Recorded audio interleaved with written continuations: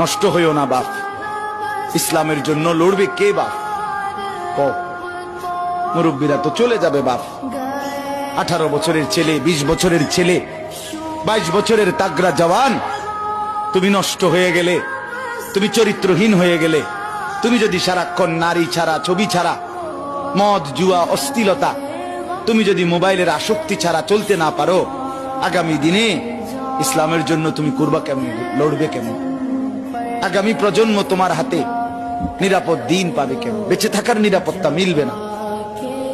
বেঁচে থাকা 53 বছর বাংলাদেশের বয়স, 53 বছরের সমাজে বেনামাজির সংখ্যা যদি এত বেশি হয়, 53 বছরের ভিতরে মোবাইলে আসক্ত যুবকের সংখ্যা যদি এত বেশি হয়, 53 বছরের ভিতরে বেপর্দা নারীর পরিমাণ যদি এত বেশি হয়, এত মসজিদ মাদ্রাসা চারদিকে থাকার পরেও যদি এই মসজিদ মাদ্রাসা ষড়যন্ত্রের কারণে কমে যায়,